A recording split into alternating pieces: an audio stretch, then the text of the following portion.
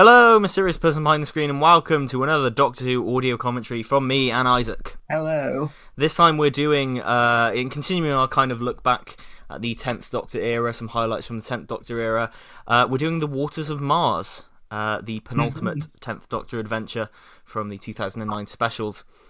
So, without further ado. If you'd like to sync this up with the Blu-ray copy of The Waters of Mars, put the timestamp to 0 and press play in 3, 2, 1, go.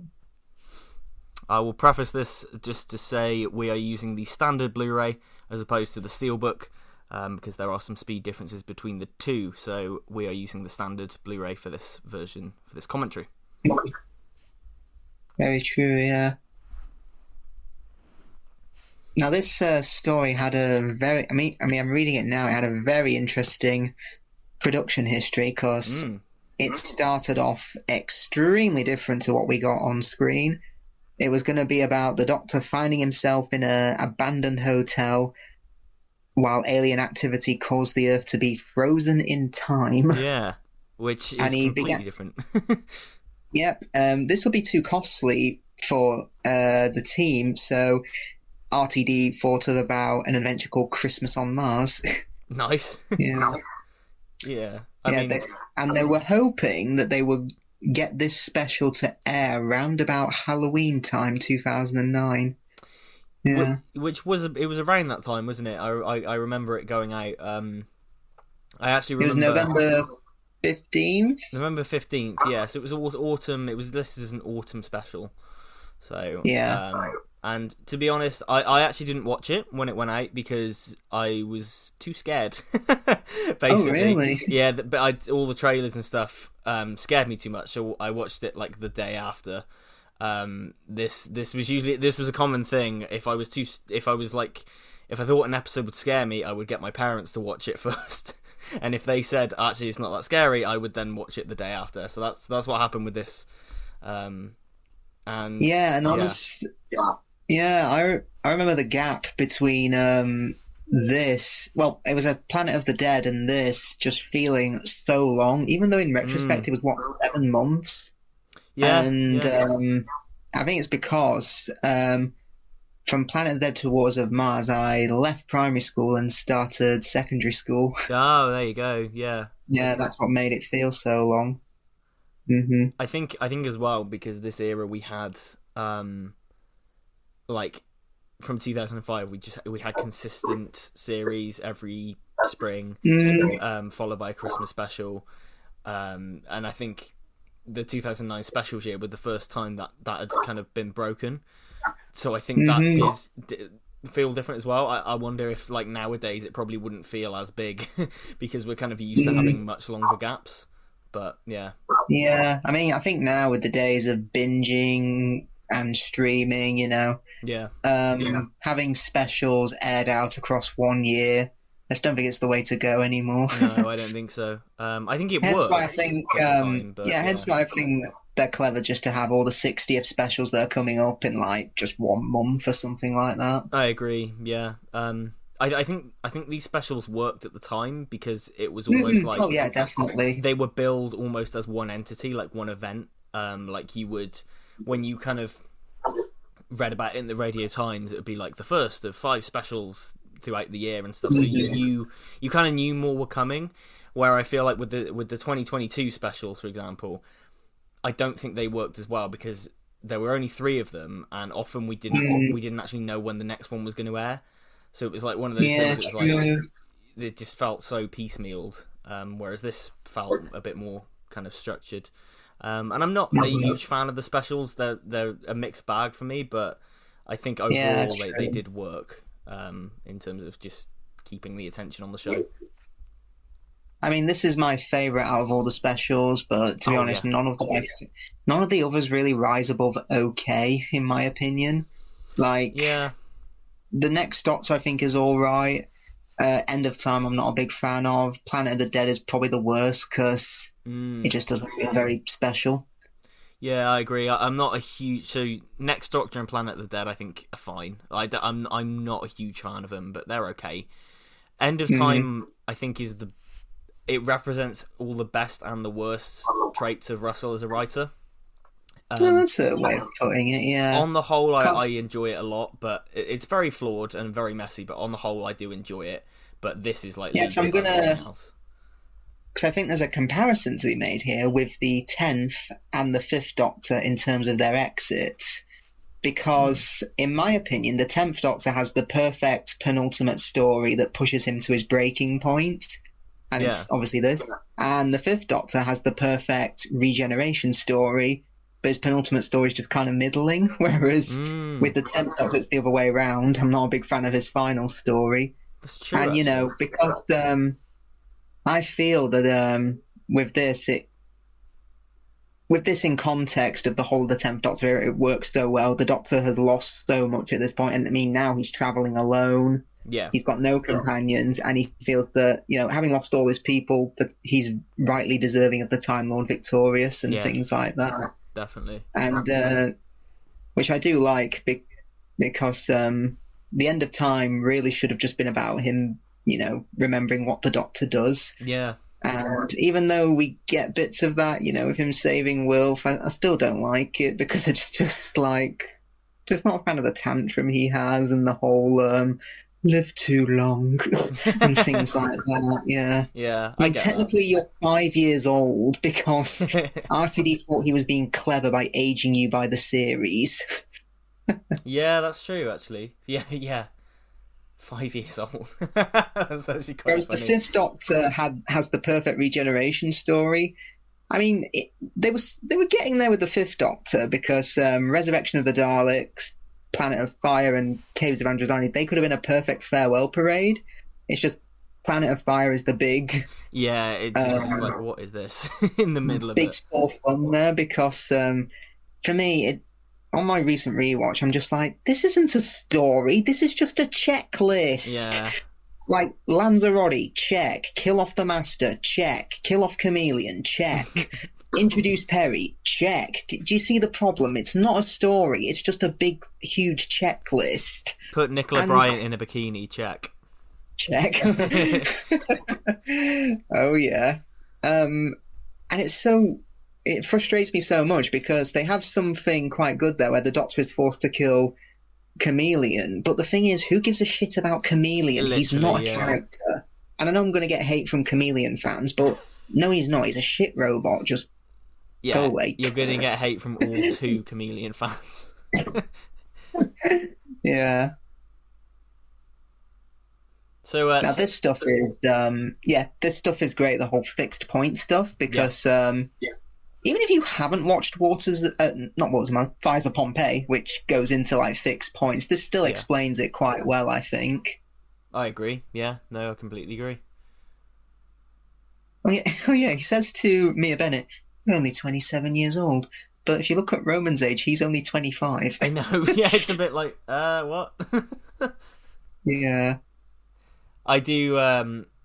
Interesting fact. Like Tara Catal is, I don't know the actor's name, but he was in the Sarah Jane Adventures a few years before this. It certainly was, yeah. Anthem. I think the guy who plays Andy, Alan Rusco, I think he's a regular monster as well. Oh, that makes sense. Yeah, and I think it's cool that we finally see his face. Yeah. I do. I do love all this stuff. I do think maybe the constant. Yeah, that's a bit. Gets a bit repetitive. Bit much, like, we get it. I think we get that they all die. Yeah, it's a bit repetitive, but overall it works. To be honest, I can't really fault this story. To be honest with you, other than like a few nitpicks like that, I think it's pretty stellar. So my only problem is that Dalek scene. It's a bit. It raises me eyebrows somewhat. Yeah, it's again. Is it proof of the Terry Nation estate thing? Might have been, got to get him in this year, but I don't know. And of course, this year we got the Target novel of Waters of Mars, which I've not read yet, but I've read a little bit, particularly the ending bit where the Doctor proclaims himself the Time Lord victorious, and there's some really interesting things in the text that they talk about how damaging the Doctor's actions are. Like, because Adelaide Brooke dies on Earth, there's so many conspiracy theories that go around thinking, wait, was there ever a Bowie base one? Did it ever exist? Right. Did like NASA lie to us and it could have set humanity's space travel back even further? Ah, that's a really cool Um, idea.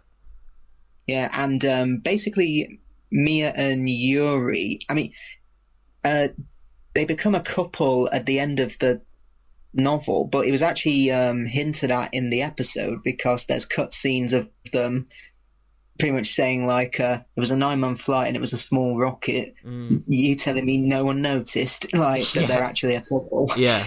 But yeah, I can see why it was cut because it didn't really have much bearing on the story here. But yeah, they get married in the end and they end up having a child that they call Adelaide, and they're pretty much told like all the stuff they saw about the Doctor. They're pretty much told by UNIT to keep quiet about it for the rest of their lives. Right. Okay. That makes sense. Yeah. Because I always wanted to know what happened to them after this, because they do kind of get left in the lurch a little bit. Mm-hmm. Oh yeah, Gadget has to be based on Wally. Oh yeah, yeah. It literally Has is to be. Wally. Yeah. Because when did that come out? Was that 2000... 2008, Yeah, yeah. so it would have been the year So, after, yeah. hmm I mean, this, I think a few years before this story, they did announce that they had found water on Mars, so pretty Yeah, topical for the time. yeah.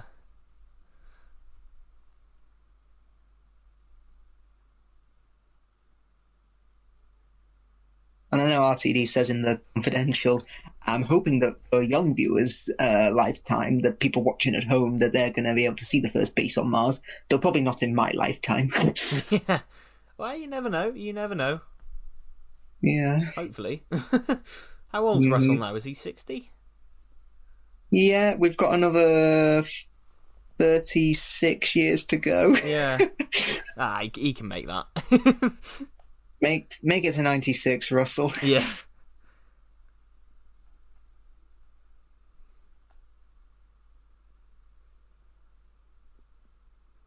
I do think this is come back to what I said earlier about the scariness of it. I do think it is one of the sort of scarier episodes of this era. It Definitely, still yeah. You freaks could me out a easily little air bit this to the day. on.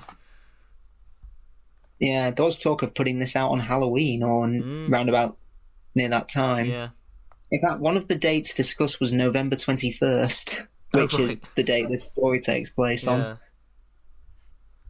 But it aired on a Sunday, I remember. Yeah. Yeah. Unthinkable. Because I remember when all the debate was going out about Doctor Who moving to Sundays, everyone was bringing this up. So hmm I do wonder if under the RTD2 era, are we going to go back to the Saturday slot? I kind of hope so. I liked the Sunday slot, but I do kind of hope so. hmm It feels right. It feels right on Saturdays.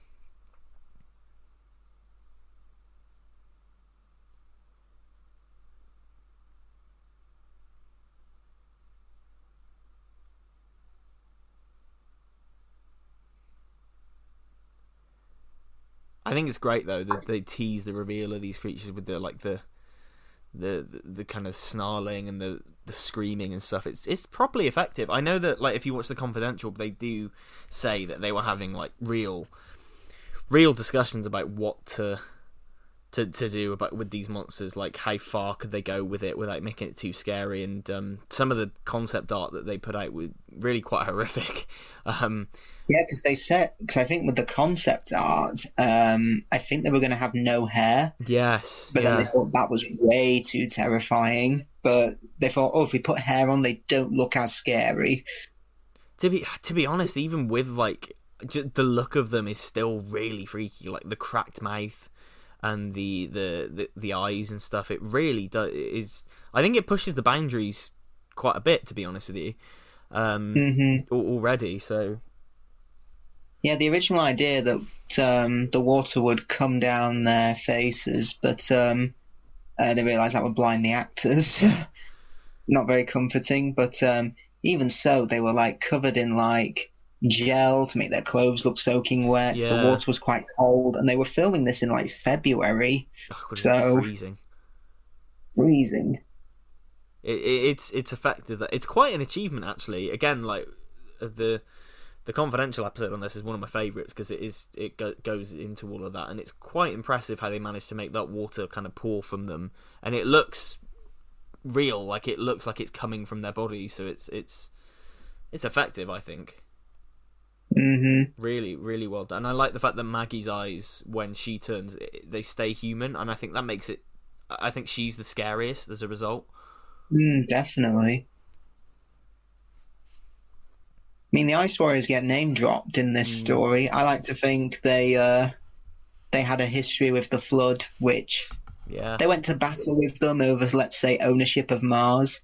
The Ice Warriors bet them, but it was a great cost to their race, so they decided to give up their violent ways and become a Yeah. peace-loving planet. Cue Curse of Peladon. It works nicely. It works well as a kind of explanation for that.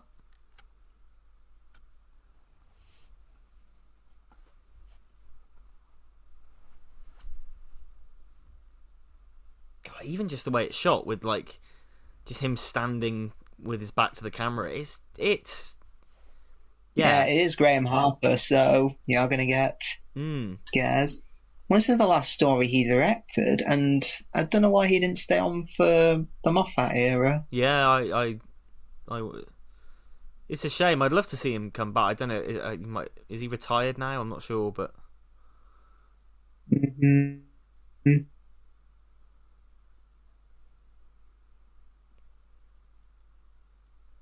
I will say though, every time I watch any of these specials, really, this is obviously the second Doctor Who story to be filmed in HD. But when you get to Series 5 the year after this, it is such a leap up in just the way that the way it looks is such a leap up from this. As great as the direction is, yeah.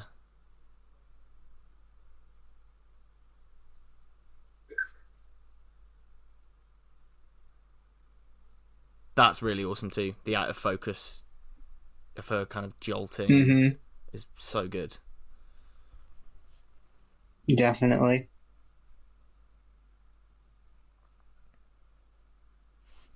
I also remember Harry Hill did a sketch about this on TV Burp the week after, and he had like people come out dressed as the Flood and stuff, and it was like they were just sweating too much, and they just needed deodorant, and he sprayed deodorant on them. They were absolutely fine. It's so funny.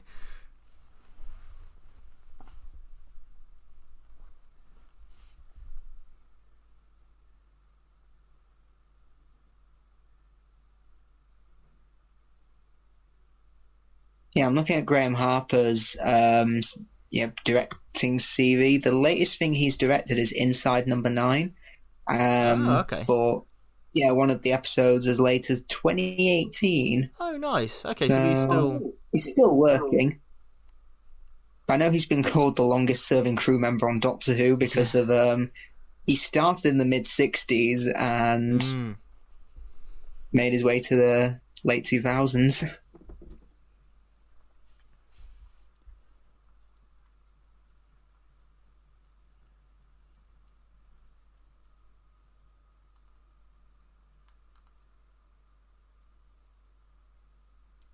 Yeah, because I know David Tennant has said, when you work with Graham Harper, it's a lot of bass energy, please. It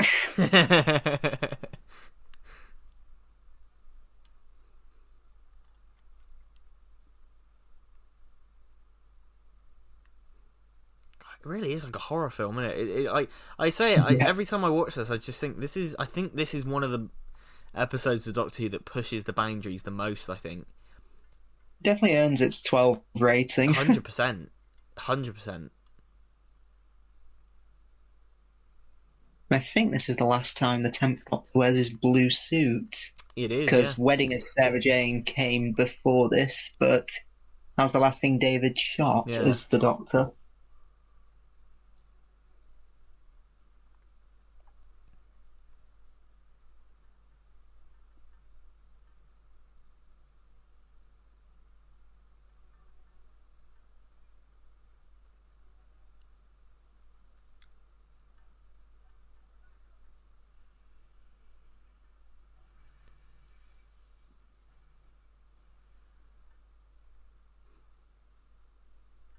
Feels like a real threat too. The idea that like one drop will Mhm. get you. Yep. How many kids were scared of water after Yeah. this episode? Just remember even that shot of him coming up to the window scared the shit out of me as a kid. Oh, it's so Hmm. freaky. Oh yeah. And even just the black teeth as well. It's just that extra layer of kind of horror, I guess. Hmm.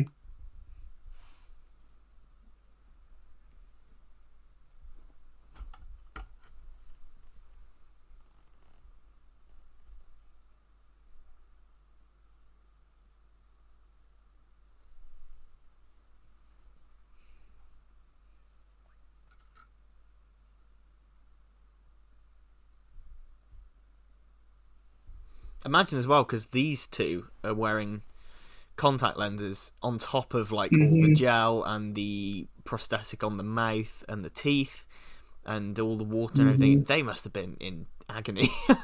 They must have Oh been yeah. Must so have been hard. uncomfortable. Hmm.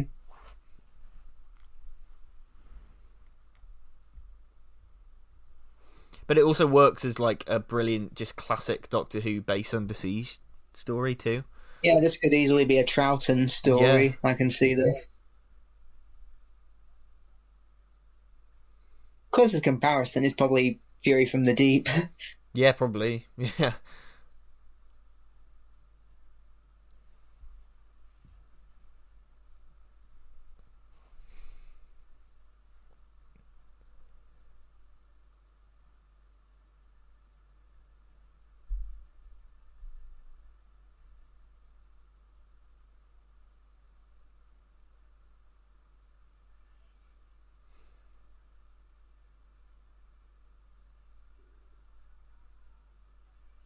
And also, we didn't discuss it last time, but yeah, it's something I found out recently. Phil Collinson's last story as producer was Journey's End. He had nothing to do with the specials. yeah. I found that out recently, and it really surprised me actually.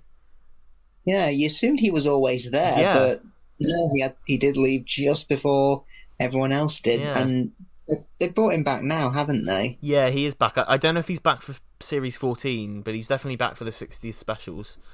Hmm. Yeah, but yeah, it really surprised me finding that out because he's kind of one of the big three people involved with this era. It's him, Julie Gardner, Hmm. and Russell. But yeah,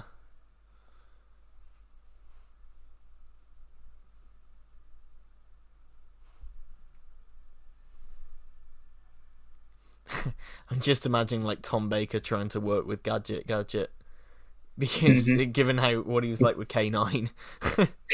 Yeah, you never fucking get us anywhere Yeah. when it's important.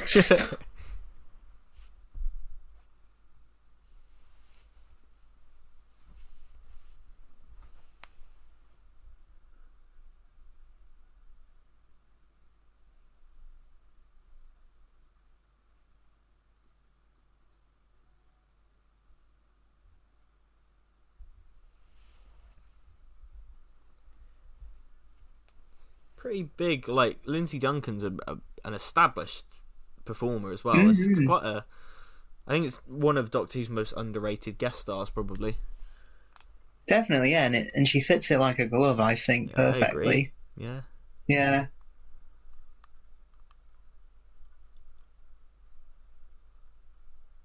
yeah, because I know she was in the TV series Rome, and it does make Yeah. a change from like previous surrogate companions. Like she's significantly older, Yeah, exactly. and then we also get Wilfred in the End of Time, who's also older. Hmm. That is that. I think that's one of the things that does work about the specials. All of the kind of surrogate companions are really distinct. Um, They're all different from each other. Yeah. exactly, and they feel all of them are memorable. So yeah.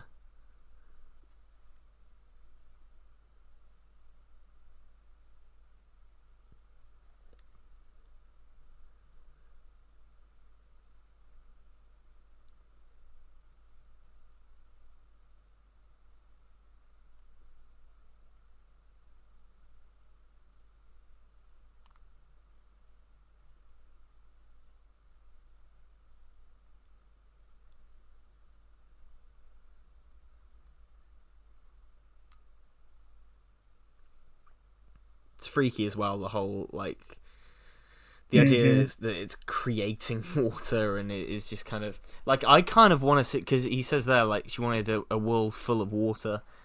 I would kind of Mm-hmm. like to see a sequel where the flood concept gets expanded. Maybe like there's a world that the flood have already kind of taken over. True, yeah. I think that'd be a nice idea, yeah. Yeah, Don't know if they've been brought back on Big Finish, they might have but you done. never know. It's one of those things. It's like do the kind of so the way that like the Time of Angels is aliens to Blink's Alien, Mm, like it's a completely different style of story with the same monster. I think you could do that with these. Really, you could do just complete like U-turn, completely different style of story. I think it would work really mm-hmm. well. Yep.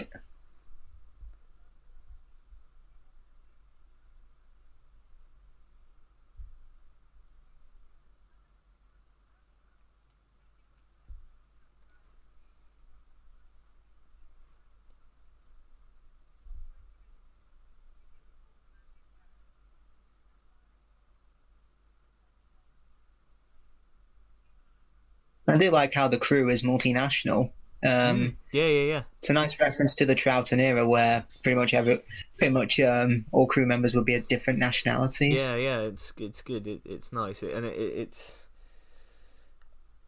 makes them feel like a real kind of a people's unit. Like you feel like these aren't just Mm, like explorers. They've got the whole human race on their side, and yeah, it's cool.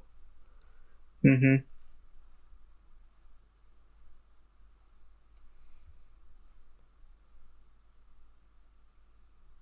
It's also a good idea to add to the stakes of it as well. Like the idea that like any of them could be infected already because they've all been drinking from the same water, and Mm-hmm. that's a freaky idea, and it adds another kind of layer of. I mean, I think it's a great script with this. I think it's structured brilliantly. I don't know how much of it is Russell and how much of it is Phil Ford, but yeah, Well, I think may have been Phil Ford who came up with the idea. yeah, I'm just having a look now. I think it might have been RTD who incorporated the idea of, Doctor's manipulation of sure, history. sure.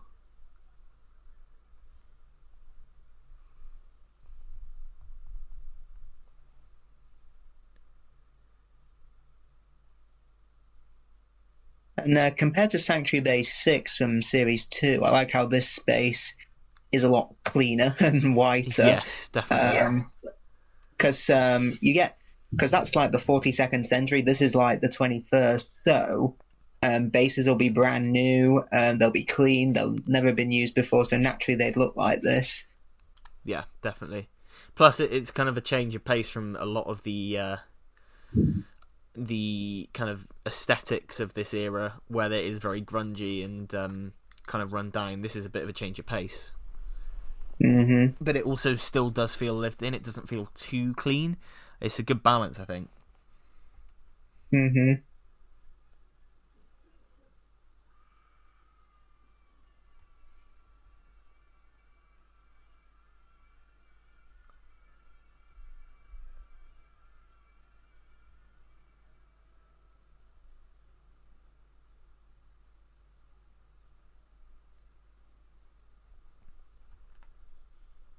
Yeah, coming up here, the whole flashback with the Dalek invasion. Mm. My problem with it is, would a Dalek really care about fixed points in history?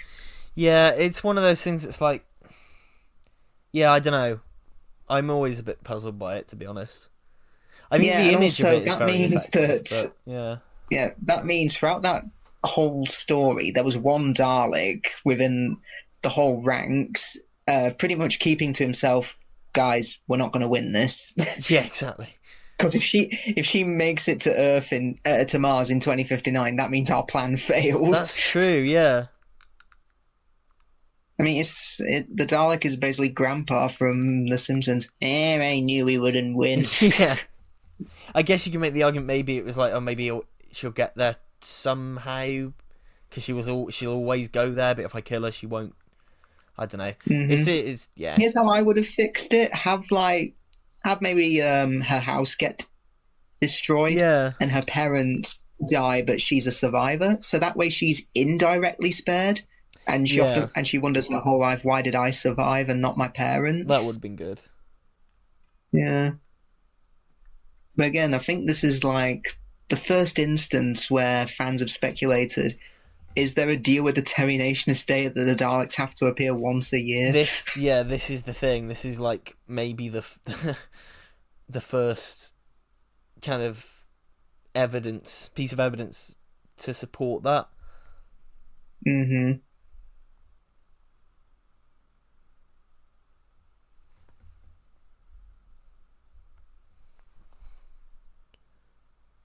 I think it's a nice image, like the way it's shot and everything with it floating there. It's striking and it's very memorable. Mm-hmm.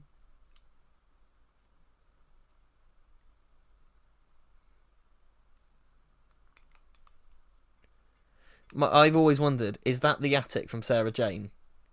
It does look like It it, yeah, that really they've looks just like it.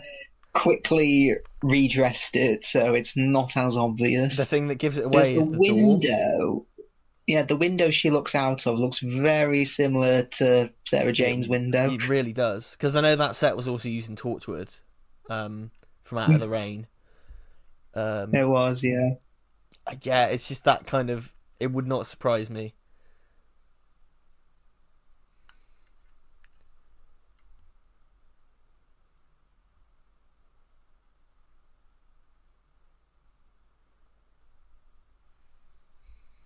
Yeah, that window looks.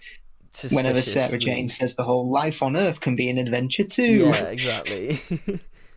Just remember who lives here.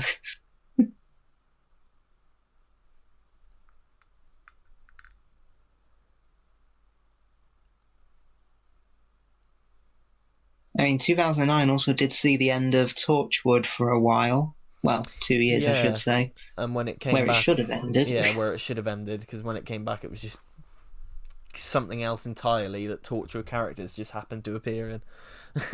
Yeah, and apparently I've heard they can't use the Miracle Day characters, Big Finish. No, they can't. It's something to do with like Again, the it's like Stars license. yeah, it's like the TV movie, isn't it? They can't Exactly, use Grace and Chang Li. which is such a shame. That I would imagine if they ever managed to get away around that, if they announced tomorrow like an Eighth Doctor box set with Grace and Chang Li, God, that would sell. That would be one of their biggest money Oh, makers, I think. well, Paul McGann said at Hooverville, he said, I spoke to Daphne once, not so long ago, and she said to me, apparently they've got to show the TV movie like once more, and that means it's now full property of the BBC or something like that. Oh, like I don't know what the broadcast context it. is. Like, have they got to broadcast it on the BBC again or Huh. something like that? And that would mean it's now the property of the BBC That's funny. That's rather than such an easy way rather to than get being around it. co-produced by Universal. Yeah. Because even if they don't want it, like, even if they're like, oh, we don't really want to broadcast it on prime time because it'll like might damage the brand and stuff. You put it on at like late Hmm. at night when no buggers watching, and there you go, it's yours. Like, Yep. yeah, huh, that's interesting.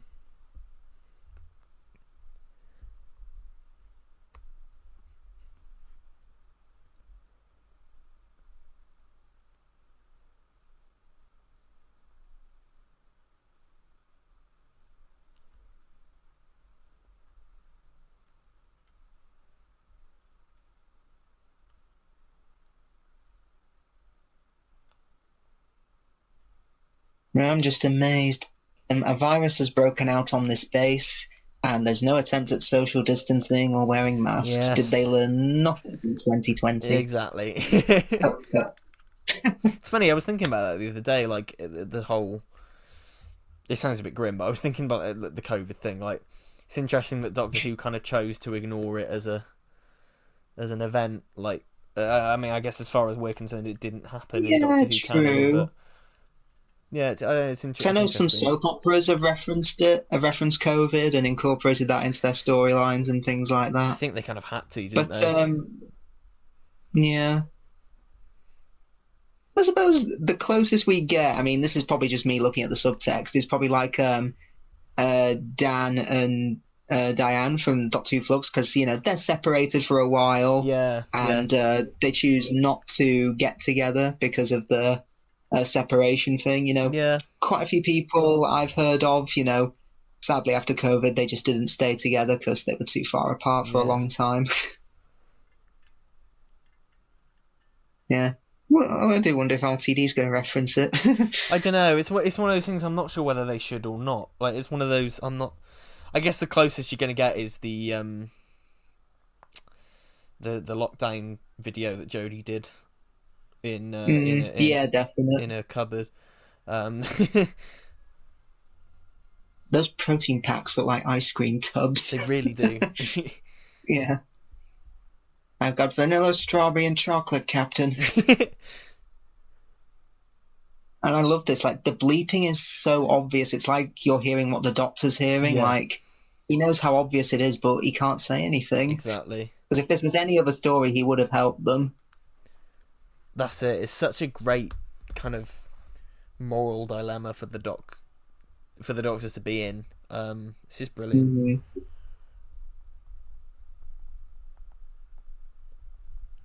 And again, it could have been easy to kind of make it a retread of Fires of Pompeii, but it gets away with it because of how kind of much this is so kind of informed by his whole arc across the series. I mean, it's the inverse to Fires of Pompeii, because in that story he makes the decision to walk away, but it's Donna's influence who says just save someone, not the whole town. Yeah, exactly. Whereas here he's got no one like Donna to rein him in, so he breaks his own rules. And it happens in Runaway Bride as well. He practically commits genocide until the Donna tells him to stop. Yeah. I mean, such a shame that that scene's attached to that essentially has the same tone as the Horns of Nymon. Yes. Yeah, but yeah, that scene on its own is great, but it's like having a "Do I have the right?" scene at the end of Horns of Nymon. Yeah. It just doesn't match.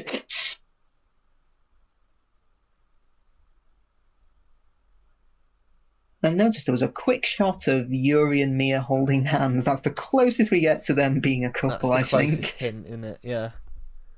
Yeah. That and the doctor going, look after her. Oh, not Adelaide, sorry.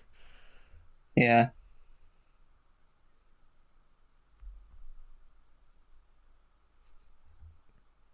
Interesting. Well, the actress who plays Maggie was in Dune very recently, so it's quite a big kind of movie for her to be in. Well, I think it's the actor who played Barclay in Planet of the Dead. Didn't he get an Oscar nomination recently? Yeah, Daniel Kaluuya. Yeah, he's a big name actor now. Yeah. And Carey Mulligan from Blink, who played Sally Sparrow, she got an Oscar nomination as well.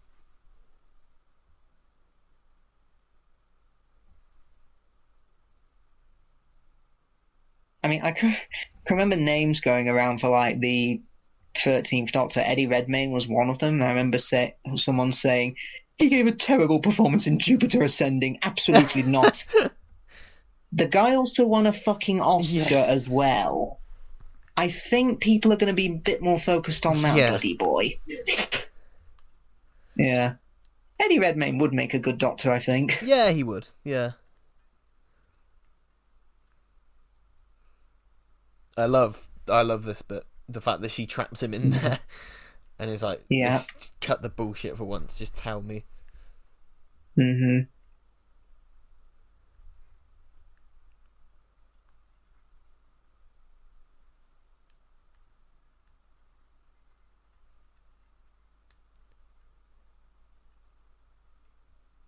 I also like that they name drop the Pompeii thing too. I think it works. I think it's really effective the way they do it. Mm-hmm.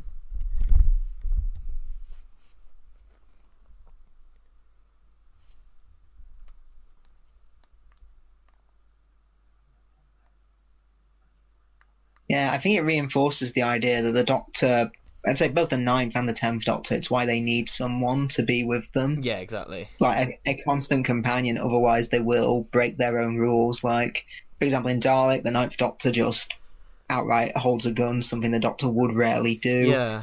And, yeah, in stories like Runaway Bride, Pfizer Pompeii, and this, he's breaking his own rules. Because I think they try and do that again with Matt Smith, but I never felt that it really worked. There's that bit in The Tank called Mercy where he has that freak out and Amy's like, oh, this is what happens when you travel alone for too long, and it's a bit like, has that... Well, I don't really... Well, travel... Yeah, I don't know. Yeah, because he's been picking you up on and off for a while, and the episode before that, he formed his own gang. Yeah, it's really weird. I don't know why... And I guess... Well, and then we find out what happens when he travels alone for too long. He just becomes a miserable git and goes and sits on a cloud. Like, it's not the end of the world. Mm-hmm.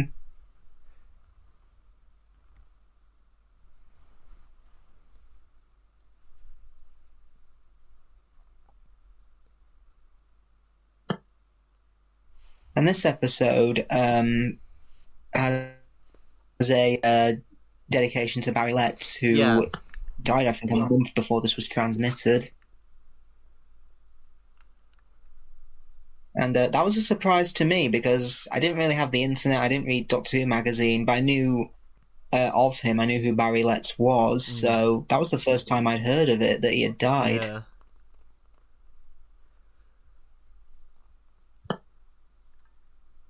Oh, here's a fun fact. RTD considered Helen Mirren for Captain Adelaide Brooke. Yeah, and that was going to be the original kind of in Red Christmas, and that was kind of the original intention, I think, which would have been pretty high profile, but I guess this was the era.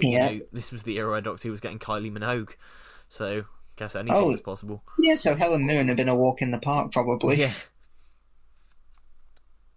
I've got to say, these two play this so well. I don't know how they shot this, whether it was like a video link thing and Tennant was at the other end of the studio, or like whether it was a pre-recorded thing on his part, but it's so natural the way they're playing it. Like, it really, like, it's it's so good. Mm-hmm.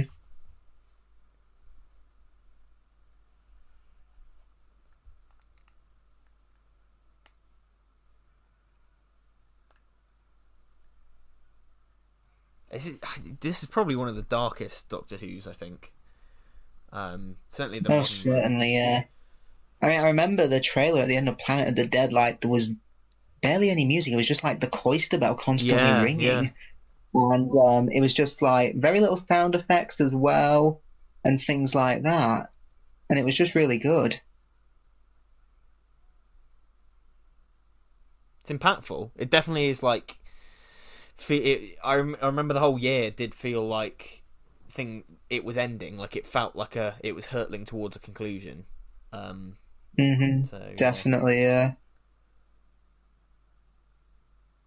The Target novel, and randomly Maureen O'Brien does the audio really version. Weird, isn't it? I cannot imagine her like, to the point where I'm tempted to buy that just to hear her. Yeah, I don't know. I'd love to hear it. I mean, it'd be like, I don't know, Peter Purves reading The Zygon Invasion, or John Levine reading Rose. It just feels a bit weird. Well, like Though then again, we've had Dan Starkey reads the TV movie novelization. Yeah. I think they usually pick them at random. Yeah. Like Tom Baker reading New Earth. Oh, baby, I'm beating out a samba. You've been looking too. You like it. But if I go into you, he will simply refuse. He's so tetchy. You mean this thing?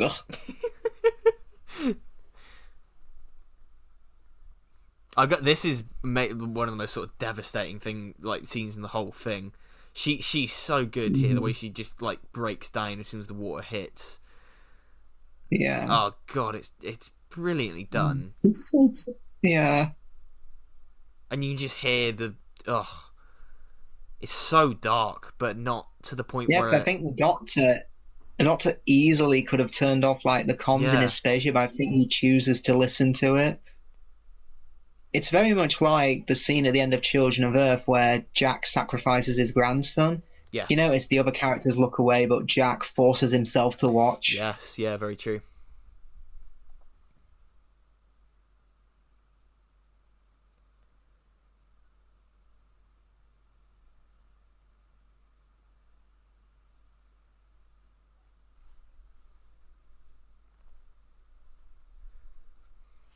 Even Ed's kind of death is very Yeah, 'cause I think it's creepy as hell the way his eyes changes as he presses the yeah. button. See you later. See you later. Is it me or does he look a bit like Steve Irwin? Yeah. Is it just me? No, I can see that. Yeah, I can see it. I do like how they never explain why some of them have the human eyes. I think you can infer that Mm-hmm. the male that males have the kind of milky eye and females don't. Maybe that's how they differentiate gender in the Flood. Maybe because Steffi doesn't. Steffi's got human eyes. That's true, Maggie's got yeah. I human wonder eyes. how. You never really see We have Rowan, to. so Yeah.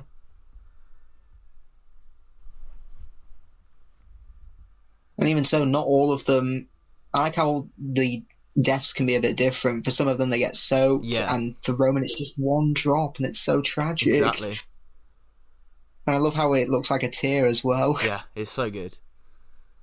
This whole bit is like it's one of my favourite kind of bits in Doctor Who. This whole kind of bit of him walking away. It's one of my favourite pieces from Murray Gold as well when it blows up. And I don't think it's ever been released on the soundtrack, annoyingly. Oh dear. But yeah, We I mean, we are in a typical quarry for the surface of yeah, Mars, but I think they've done a good job like coloring it red because I think that's added digitally or something like yes, that. yeah, it is. Mm-hmm.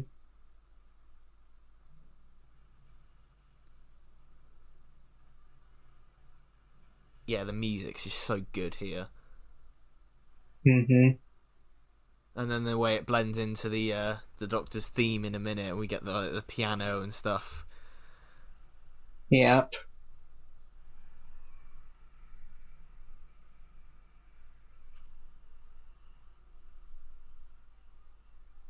The hull is broken. It's okay. Just use a coffee tray. Yeah. It worked in the moon base. Yeah.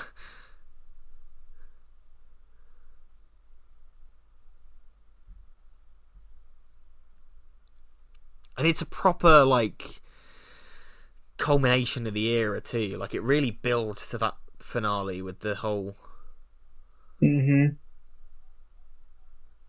like hearing these clips here from the last three series. It's incredible. Yeah, like this is a Doctor completely pushed to his limit Yeah, and breaks his own moral code. And I only wish the end of time would have been the perfect redemption for him, but he just spends most of that story being like, I don't want to change. yeah. Some new man goes sauntering Well, maybe away. the 14th Doctor will have that redemption. I've heard that theory, yeah, that I'd love that if that was the case. yeah, I think I've it'd be heard great. that theory that RTD may not retcon his own story, but maybe like do a bit of a retroactive on it, where he Yeah, thinks like it's okay to move on. It's okay to give the I'd love that. guys. You have my permission to like the new showrunner. You don't have to keep comparing mine to the golden age of Yes. Doctor Who. Well, it's funny. I was listening to that Chris Chibnall interview that's doing the rounds at the minute at work today, Mhm. and yeah, he's so like he's just so down to earth and genuine in it. Like Chris Chibnall's just like, Yeah, yeah, I know what comes next is going to be way better than what we did, and I can't wait to see it. Like I'm just so excited to be a fan again, and he's just so yes, like he said in yeah, like for the first time in like half a decade. He said like, "I'm now eagerly awaiting the next series of Doctor Who, just like everybody else." exactly, yeah.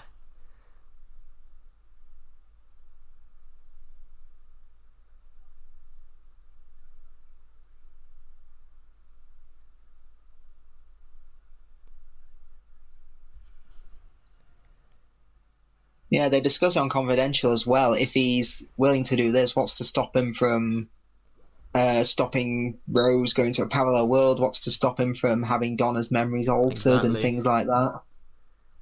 Well, didn't... Oh, yeah, no, I'm thinking of someone else. In the Edge of Reality game, there's like an alternate universe thing where the 10th Doctor went off and married Madame de Pompadour, and like has got a family and stuff, and like the 10th Doctor in that game is like this alternate universe where that happened instead, and yeah. Oh, okay. I don't know. I've not played the game because I heard it was dreadful. But yeah. The Doctor doesn't have the best track record of video games. No, well, the VR version of that game was fun because of the VR thing, and like going inside the TARDIS in VR was great. But when they put it just to normal consoles and they added the 10th Doctor stuff to it, I heard it was just broken. Like, it was just unplayable. I mean, the biggest crime for me was what do you call it? Return to Earth. Oh, fucking yeah. Jesus. Like, I did complete the game, but I was a stupid, easily impressed 12-year-old, I might add. I couldn't get that. Oh my god, Gadget looks like one of those robots from that game, just painted orange. Take cover! Oh god, yeah. Yeah, no, I'm thinking of those like drone thingies that are on wheels that be like, you must go to sleep. Yeah. Die. You will die. Well, that's why I never got past and all what that I hate shit. is you defeat the yeah, you defeat the Cybermen and you think like, oh, good, this game's over. Then the fucking Daleks show up. And they're not even voiced by Nick Briggs, so you know it's bad when not even Nick Briggs will touch that. And, you know, bless Matt Smith. I think Matt Smith's an incredible actor, and he's, you know, so good, but he's not a good voice actor. Because I just think from that game where he's like, my trusty Sonic never fails. My trusty Sonic never fails. He's too animated of a performer to stick to voice acting. I'd hate to be that guy, but I've just realised there's a step going into this TARDIS, so how does Gadget get up? Yes. In reality, the Doctor have gotten to open the doors and been like, fuck. Yeah. He would have been alright with the new one, because they've added that ramp to it, but yeah. Mm-hmm. But oh well, I buy it. Yeah, it works.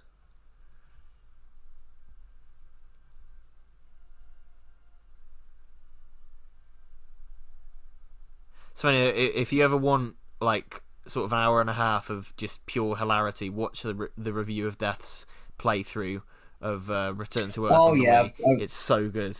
It's so good, but I just find it a shame. I mean, I don't blame them because I was probably getting frustrated, but yeah, I just find it a shame they didn't get to like the Cybermen and Dalek levels because I'd love to have seen their reactions to it. I actually like. I mean, you know, it's a shit game when you can't even make the characters jump. Oh yeah, exactly. It looks like a PS1 game. It looks from like the late 90s. Worse than a PS1 game, to be honest. Oh yeah. I actually quite liked the DS version of that. I think it was Evacuation Earth, because that was a puzzle game, and that was actually pretty good. Yeah. That was all right.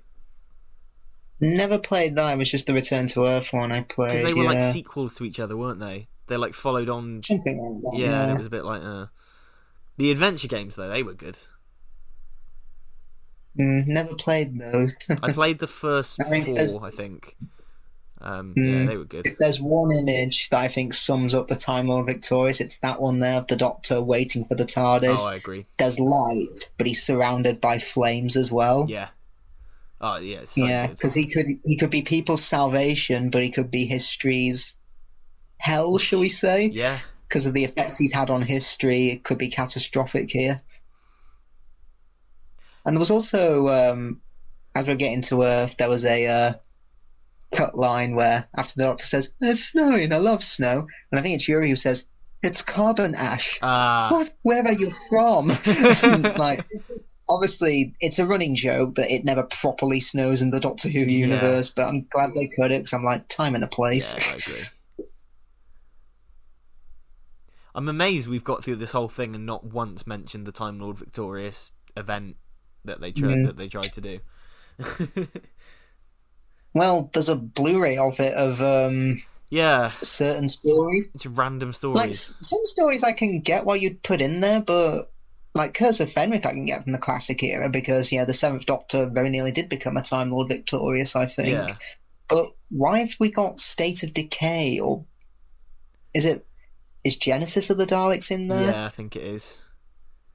Thing is, Yeah, and I don't know it was why. so clearly like, okay, these are the stories that we've got masters ready to go onto Blu-ray too, because Oh like yeah, stuff that hadn't been in the collection range yet wasn't there, and it's like, right, fine, but like I feel like Remembrance might be a good thing to put in here, given that that initiates the Time War, like stuff like that, and yeah, hmm all that, and I think the Time Lord Victorious is a bit of a failed experiment, and I think Doomsday will perhaps be the last of these multi-platform events that we get for a little bit, because I think it's been a yeah, it's complete just clearly failure. not working.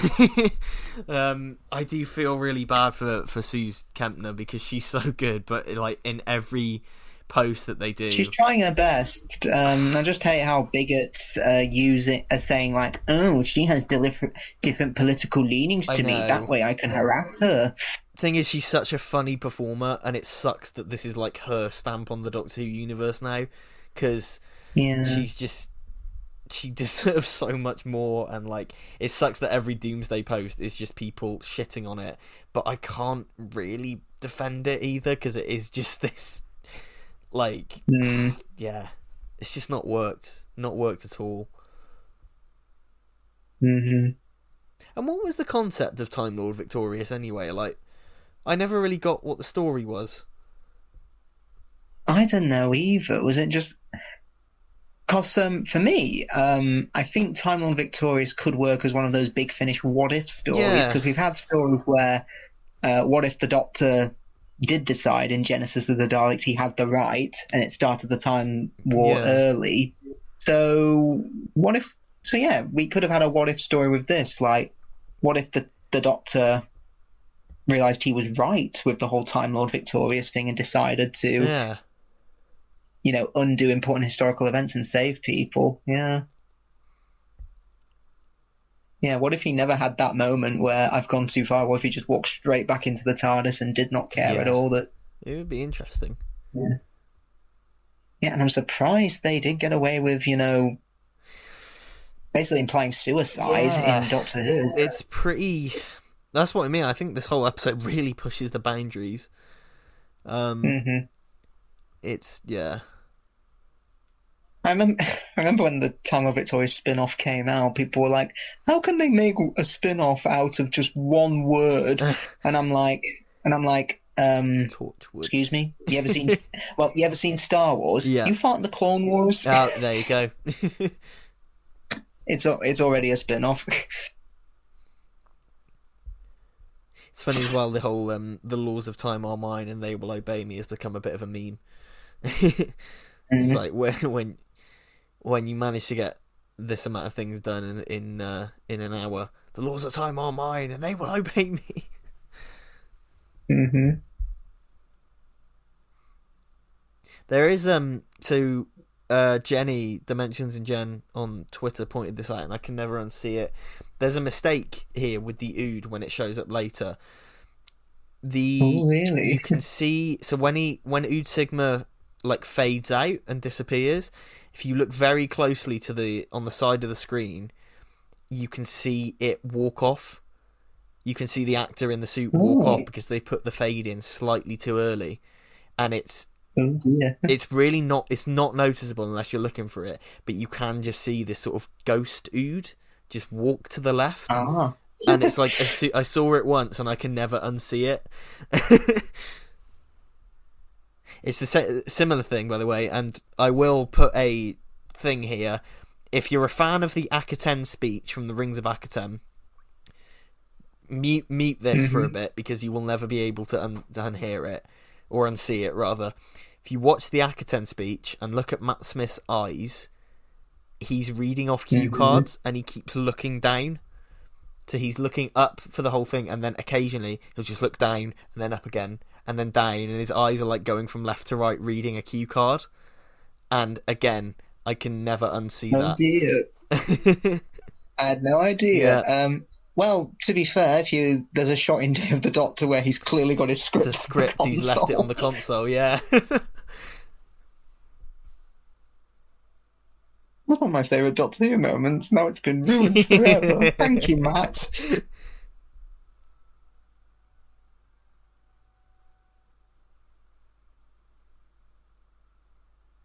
He's David Tennant's so good. He looks genuinely terrified as he steps into the Yeah, TARDIS. like though the whole "I've gone too far" has become a meme. Gone too far. When you post the hottest of takes on Twitter, Yeah.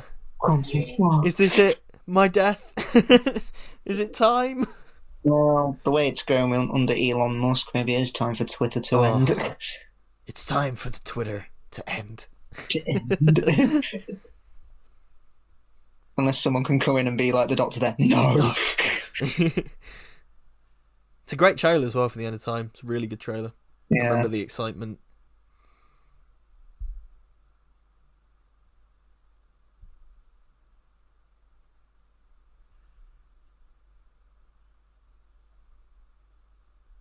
But yeah, Waters of Mars, probably in my top five 10th Doctor stories, definitely. Yeah, Just definitely. everything about it is top notch, It's And incredible. I only wish that it was the setup for the perfect end for the 10th Doctor. It could have been a great, redemption story, Yeah. whereas this was his, fall. Yeah. The 10th Doctor, it could have been his rise, but sadly I don't think it was. No, sadly. But I agree, it's one of my favourites. It's so good, and it gets better with every viewing, I think. It's just so well done. Just the atmosphere, it's very dark, it's very scary. Just a classic 10th Doctor tale, and it's so good. But yeah, well, everyone, that's the end of the commentary, and I believe it's the end of the commentaries for a little bit for me and Isaac.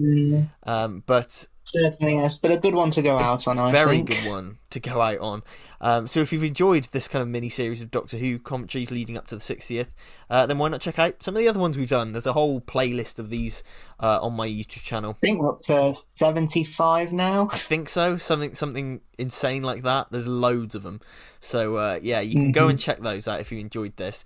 And you can also subscribe to Isaac's channel for more kind of Doctor Who goodness. Alrighty, guys, we'll see you when we see you. See you later. Bye-bye. Bye bye.